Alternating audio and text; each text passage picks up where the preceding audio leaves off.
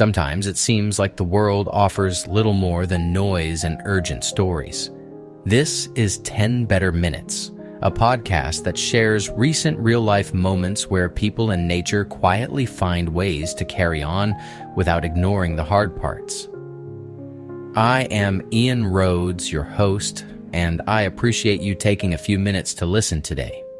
In this episode, we will explore a community working to protect vulnerable sea turtles and hear from teachers about the simple ways parents show they truly care. But first, let us begin with a story about a yoga teacher who brings calm and connection to her neighborhood by offering free classes right on the sidewalk.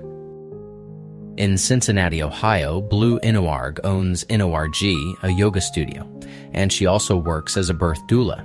But one day, instead of waiting for people to come to her, she loaded yoga mats into her car and drove neighborhood streets with her program, Pull-Up and Yoga. She kept an eye out for groups gathered outside, and when she spotted them, she pulled over, set mats on the sidewalk, and invited everyone to join in. At first, the idea of an impromptu sidewalk practice can feel a little uncertain. What will happen? Will it be awkward? Blue made it simple from the start. She guided breathing that felt steady and doable, and she offered short affirmations to match it. Everyone could find their own space on the mat, she said, and that message did something important. As the session went on, the city noise did not disappear, but it softened around their attention. People began to relax their shoulders, settle their focus, and listen to their own breaths like they belong there. Then came the part that made the moment continue. When it was time to wrap up, Blue handed each participant a mat to take home.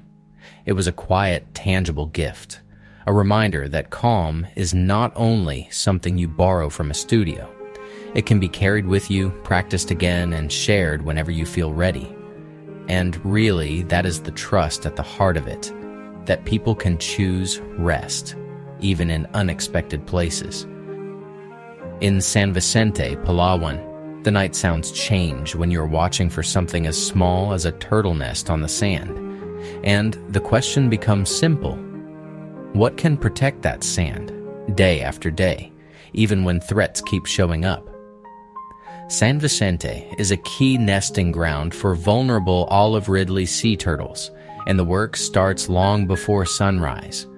During peak season, Lamav patrollers move through the beach in 5 shifts, walking more than 5 miles each night and early morning. They look for nests, then dig up eggs, count them, and move them to 2 hatcheries in Santo Nino when dog predation has already happened, or when flooding risk is too high. At hatcheries, nests are checked daily every few hours because timing matters. One recorded high tide line from a January typhoon helped reveal the stakes. Without relocation, those nests would have been flooded, and the eggs would not have had a fair chance. The most relentless problem is dogs. Local resources for animal control are limited, so Lamav also works with a land caretaker named Raimundo Munding to fence dogs at night where possible. It is not a perfect solution, but it is steady, practical care. Last season, about 75% of eggs in hatchery nests hatched, and that result reflects more than numbers. It shows a community taking ownership of protection, learning routines that turn fear into responsibility, and turning careful monitoring into real hope for the journey to the sea. You know that quiet feeling teachers get when they can tell a parent is really showing up, even if everything at home is not picture perfect. It is all in the small moments, the kind that do not require anything fancy. On a Reddit forum, teachers from different grade levels and roles shared what they notice. They said they can often see care when a parent pauses to look at a child's artwork, listens long enough for the child to fully explain the story behind it, and asks simple, thoughtful questions at pickup. One teacher mentioned the surprising details parents sometimes know, like they have already heard and remembered what a teacher said earlier in the day. Another talked about children who actually ask for help, and how that often means the parent has taught them it is safe to reach out. There were also educators who pointed to proactive support, like families seeking occupational therapy or speech therapy when it is needed, and then sharing helpful information with the school so everyone can stay on the same page. What struck me is how consistent the thread is. Kids do not always feel cared for because of how well things go. They feel it through repeatable presence, through listening, through connection at the end of the day, and through support that meets the moment where it is. And honestly, that is hope you can measure in everyday life. If you have ever wondered whether protecting a forest can also support a family, this next story answers that question in a very practical way. In Guatemala, local groups are proving that the right rules can turn stewardship into steady work. In the Maya Biosphere Reserve in Petén, a protected landscape of about 2.1 million hectares, communities operate in the multiple-use zone with clear boundaries and responsibilities. The Carmelita Cooperative manages a 43,000-hectare concession under long-term community forestry contracts.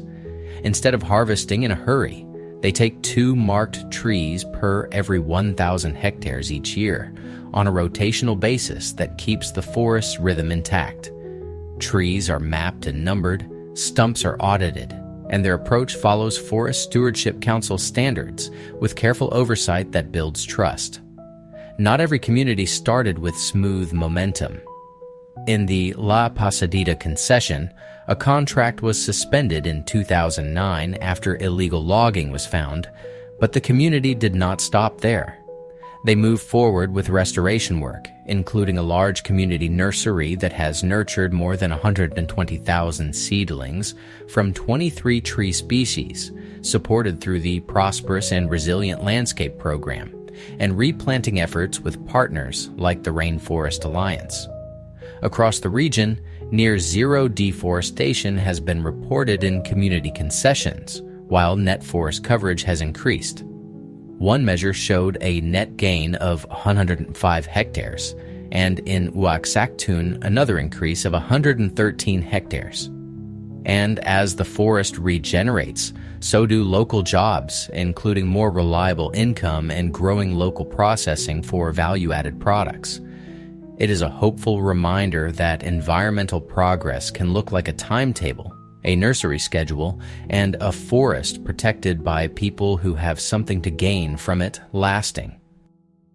It is encouraging to see places in the ocean being treated with the same care we give to land, especially when people who know the coastline best are at the table.